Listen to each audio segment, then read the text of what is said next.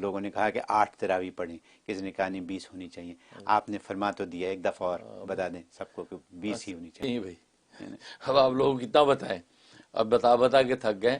اب یہ سوال تو ختم ہو جانا چاہیے، بس بتا دیا 20 ہیں، دیٹس اٹ. بلکہ وہ آج کی دنیا کے حساب سے میں ایک چھوٹی سی بات کہتا ہوں، 10 اور 20 میں ہمیشہ کہتا ہوں کہ آپ ہر بندہ رسک کوئی بھی نہیں لیتا، رسک نہیں لیتا، ہر بندہ رسک سے بچتا ہے. تو یہاں رسک نہ لیں کہ پتہ نہیں اللہ کے یہاں کل کو اگر 20 ہوئی تو 8 اگر آپ نے پڑھی ہیں تو باقی کہاں سے پوری کریں گے، اور اگر اللہ کے ہاں جو ہے وہ 8 ہوئیں تو آپ تو 20 پڑھ کے گئے تو ایکسٹرا ہی پیش کریں گے. تو لہٰذا ایکسٹرا پڑھیں تو آپ 20 پڑھیں، 20 میں 8 ہے، 8 میں 20 نہیں ہے. ٹھیک ہے نا، بس یہ سیدھی سی بات ہے. باقی دلائل شرعیہ اپنی جگہ موجود ہیں، حدیثیں موجود ہیں. عبداللہ ابن عباس رضی اللہ تعالیٰ کی حدیث ہے. ٹھیک ہے نا. اور پھر دوسری بات، چھوٹی سی بات، اسی بات کو آپ پلے باندھ رہے نا. دیکھو امام اعظم ابو حنیفہ، امام مالک، امام شافعی، امام احمد بن حنبل، یہ 4 بڑے ائمہ ہیں فقہ کے، انہی کی تقریر دنیا کے اندر چلتی ہے. ٹھیک ہے نا. اب ان میں سے کوئی بھی یہ 20 رکعت سے کم کا قائل نہیں ہے. تو اب اتنی موٹی سی بات اگر تم لوگوں کو سمجھ میں نہیں آتی تو پھر عقل کی خرابی کہہ سکتے ہیں. نہ امام ابو حنیفہ 20 سے کم کے قائل ہیں، نہ امام مالک 20 سے کم کے قائل ہیں، نہ امام شافعی 20 سے کم کے قائل ہیں، نہ ابن حنبل قائل ہیں. تو کیا ان کو حدیث سمجھ میں نہیں آئی؟ آج آپ کو 1400 سال کے بعد حدیث سمجھ میں آ گئی، اور آپ تو کہ تہمت لگا رہے ہیں ائمہ محدثین پر کہ فقہاء اسلام کو حدیثیں سمجھ میں نہیں آئی. تراویح تو 8 تھیں تو یہ اب وہ امام شافعی 20 پڑھتے رہے. کوئی بھی ان میں سے 20 سے کم کا قائل ہے تو بتائیے مجھے. بلکہ امام مالک تو 44 کے قائل ہیں، امام شافعی 24 کے قائل ہیں، امام ابن حنبل بھی 24 اور 26 کے قائل ہیں. 20 سے کم کا کوئی قائل نہیں، صرف واحد امام ابو حنیفہ ہیں جو 20 کے قائل ہیں، یعنی کم سے کم عدد 20 اس کے قائل ہیں. لہذا 20 پر پھر سارے بعد والے سب اس پہ متفق ہو گئے، کیونکہ کم کے اندر تو سارے اکٹھے ہو گئے نا. ٹھیک ہے نا.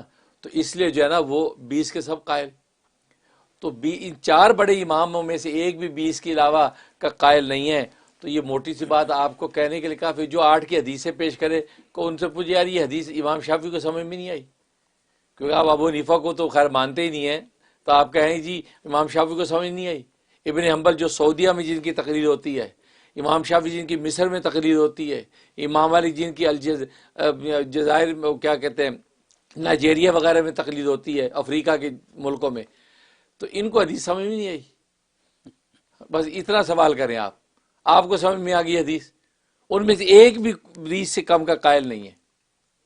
ہاں واحد امام ابو حنیفہ جو 20 کے قائل ہیں، لہٰذا اس پر سارے متفق ہو گئے کہ یار بس 20 صحیح ہیں، کیونکہ 20 سے نیچے کوئی عدد نہیں. کیونکہ ہر بندہ اس میں 20، کیونکہ جو 44 کا قائل ہے 20 تو آ گئے نا اس میں، جو 26 کا قائل ہے 20 اس میں آ گئی، جو 24 کا 20 اس کے اندر آ گئی، تو سارے 20 پر متفق ہو گئے. اور حرمین شریفین میں یعنی اللہ اور اللہ کے رسول کے گھر میں آج تک 20 پڑھی جا رہی ہیں. تو اس لیے بھائی یہ موٹی سی بات ہے. آپ جب یہ سوال کیا کریں کہ یار یہ بڑے بڑے امام ہیں ان کو حدیث سمجھ میں نہیں، آپ کو یہ انگریز کے آنے کے بعد، جب انگریز ہندوستان کے اندر آیا 12ویں صدی میں، اور 12ویں صدی کے بعد جو ہے آپ کو جو انگریزوں نے یہ حدیث سمجھا دی کہ یہ 8 رکعت جو ہے تراویح ہے 20 نہیں ہے. تو ماشاءاللہ اگر ورنہ پہلے سارے اس کو ذکر کرتے.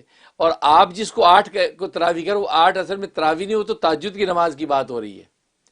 وہ تہجد کی نماز 11 رکعت ذکر کی جا رہی ہیں جن کے اندر 3 وتر ہیں. تو آپ تہجد کی نماز کو تراویح بنا رہے ہیں، تو یہ تو آپ کی جو ہے وہ اب ہم عقل کو سلامی کر سکتے ہیں. سارا سال ایک چیز جو ہے وہ چلی آ رہی ہے تہجد، اور جناب وہ رمضان میں آ کے وہ تہجد جو ہے وہ تراویح بن گئی. یہ اچھی منطق ہے آپ کی.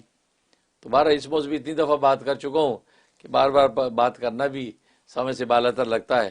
لیکن آپ حضرات بس 20 رکعت پڑھیں، جن کو اعتماد ہے ہم پر، تو 20 پڑھیں. دلائل شرعیہ اسی کے ساتھ ہیں.